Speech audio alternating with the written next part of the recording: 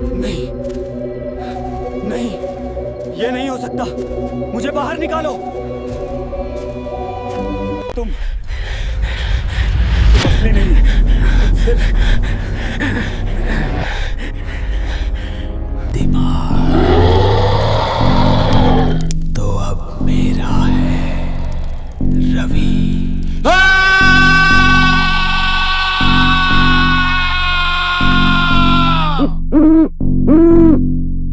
सभ्यता की चकाचौंध से मीलों दूर, घने जंगलों और दुर्गम पहाड़ियों के बीच एक गांव बसा था जिसका नाम तो शायद कभी कुछ और रहा होगा, पर अब लोग उसे भैरवपुर कहते थे। यह गांव नक्शों पर नहीं था और जो भटके भटके यहां पहुंच जाते वे कभी वापस नहीं लौटते। उस विशाल पीपल के पेड़ के पास ही खड़ा था वह मनहूस बंगला। गांव वाले कहते थे कि यह हवेली एक भूल भुलैया है, एक जादुई जाल जहां कदम रखने वाला अपनी दिशा और दिमाग दोनों खो बैठता था, क्योंकि इसी बंगले में उस चुड़ैल का वास था। वह कोई साधारण भूत नहीं थी, वह रूप बदलकर लोगों को बुलाती थी। वो एक ऐसा मायाजाल बुनती थी जिसमें फंसकर इंसान अपनी सुध बुध खो बैठता था। शाम होते ही उस बंगले से एक अजब सी ठंडक निकलती।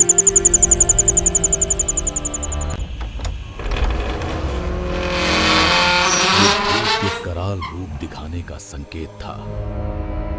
फिर शुरू होता मौत का खेल। हर रात गांव में किसी न किसी की मौत होती। कभी कोई चरवाहा जो जंगल से वापस न लौटा, कभी कोई औरत जो पानी भरने गई और बस उसकी टूटी चूड़ियां मिली। गांव के लोग डर के साए में जीते थे। उन्होंने सब कुछ करके देख लिया था। बड़े बड़े तांत्रिक बुलाए गए, जंतर मंतर किए, यज्ञ और हवन किए, पर बंगले से निकली एक हवा ने उनके हवन कुंड की आग बुझा दी। अगली सुबह वह तांत्रिक पीपल के पेड़ से लटका मिला। उसकी आंखें फटी हुई थी। उस दिन के बाद किसी ने उस चुड़ैल को काबू करने की कोशिश नहीं की।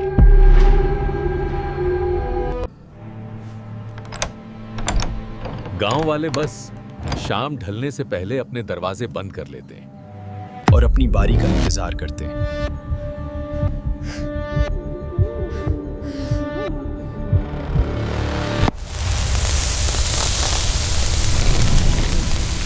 इस गांव का एक अलिखित नियम था।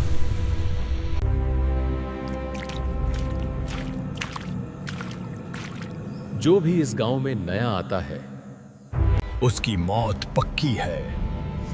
वो चुड़ैल बाहरियों के खून की प्यासी थी और एक दिन एक नया शिकार खुद मौत के दरवाजे पर आ पहुंचा। ओह, तो ये है भैरवपुर। जगह तो वाकई वीरान है। रवि एक पत्रकार थे, शहरों में पले बढ़े, एक तर्कवादी। और वो जो हर चीज को विज्ञान की कसौटी पर परखता है। बाबू, क्यों अपनी जान देने आए हो? लौट जाओ। बाबा, मैं भूत प्रेत नहीं मानता। मैं बस अपनी रिपोर्टिंग करने आया हूं। सूरज ढलने से पहले शहर लौट जाओ। वो किसी को नहीं छोड़ती। रवि हंसा। उसने बूढ़े की चेतावनी को अंधविश्वास मानकर हवा में उड़ा दिया। बूढ़े ने एक ठंडी आह भरी। वो जानता था कि इस लड़के का अंजाम क्या होगा। रवि बंगले के बाहर खड़ा हो गया। वो वाकई में डरावना था, पर रवि का तर्कवाद उस पर हावी था। शानदार तस्वीरें, एडिटर खुश हो जाएगा। अंधविश्वास का गढ़। रवि तस्वीर लेने में इतना खो गया था कि उसे समय का पता ही नहीं चला। अजीब, अचानक इतनी ठंड कैसे हो गई? सूरज डूब चुका था, शाम हो चुकी थी।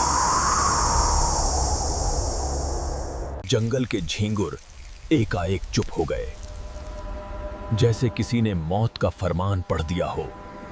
पहली बार रवि को उस गांव के डर का असली मतलब समझ आने लगा था।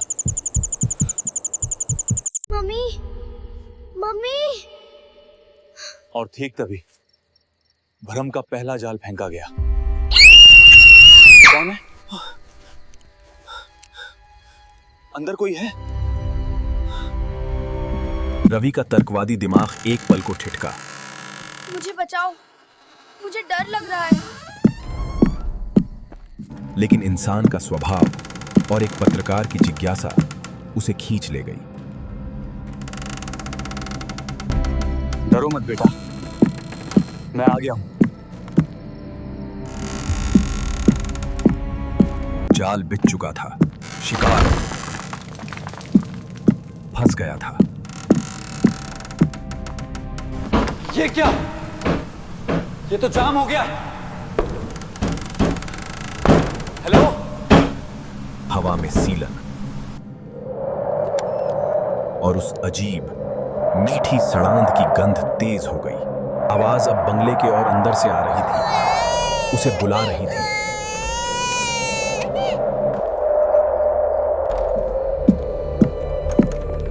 वो बंगले की भूल भलैया में पहला कदम रख चुका था। ये नहीं हो सकता। रास्ता कहां गया? वो अकेली नहीं थी, या वो कभी अकेली थी ही नहीं। तुम कौन हो? तुम यहां कैसे फंस गई? वो हंसी एक बच्ची की नहीं थी, वो आवाज मौत की थी। चुड़ैल ने अपना रूप बदला और रवि के सबसे कमजोर घाव पर वार किया। मां? नहीं, तुम यहां नहीं हो सकती। बेटा, मुझे यहाँ से ले चल। मुझे बहुत डर लग रहा है। ये सब माया जाल था।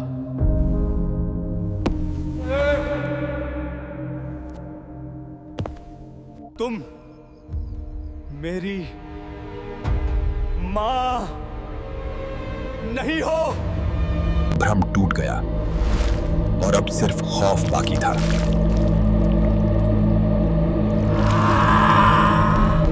रवि भागा, अपनी जान बचाने के लिए भागा। लेकिन उसे पता नहीं था कि वो बंगले का नहीं था।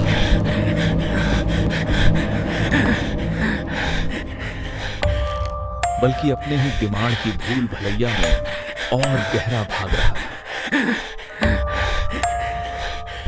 ये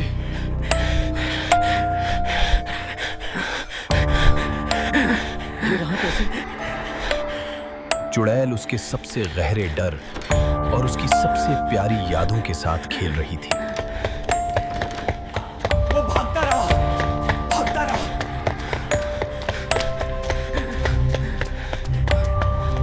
पर भूल भलैया का कोई अंत नहीं था।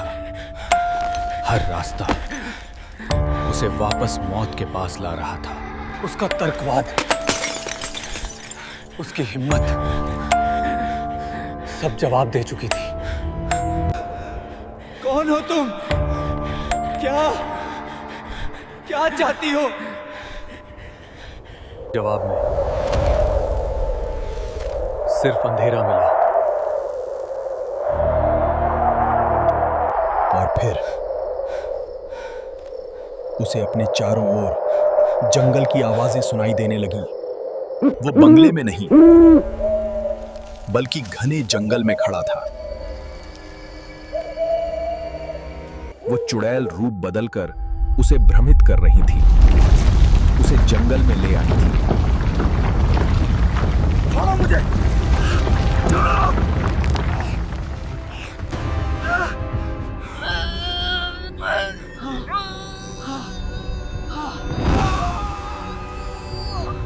जंगल से कोई वापस नहीं जाता। और फिर उसने उसे देखा। यह उसका असली रूप था, कराल।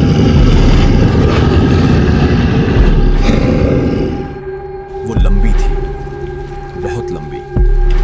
उसका शरीर धुएं और परछाइयों से बना था, और उसका चेहरा उन सभी लोगों के चेहरों से बना था जिन्हें उसने मारा था। उसकी आंखों में सिर्फ नफरत थी।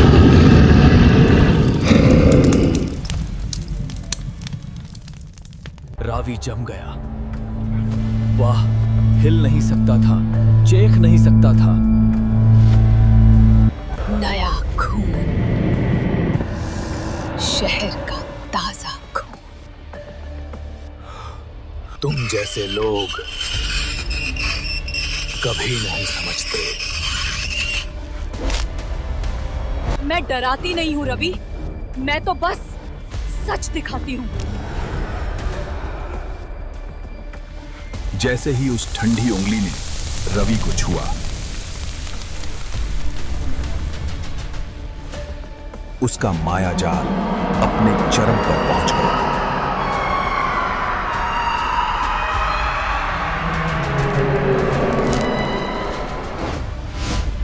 उसने खुद को शहर में अपने फ्लैट में देखा।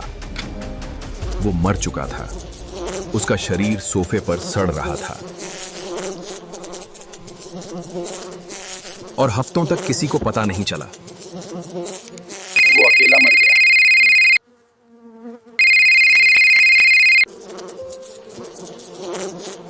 ये उसका सबसे बड़ा डर था बाकी, गुमनामी में मरना।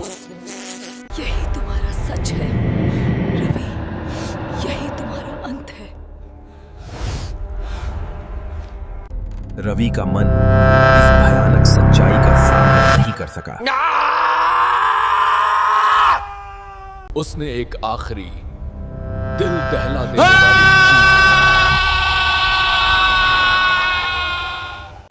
जो पहाड़ियों से टकराकर भैरवपुर में गूंज उठा।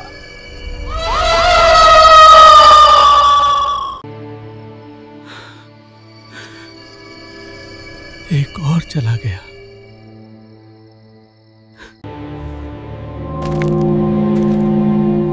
हर रात किसी की मौत। उसका काम पूरा हो चुका था।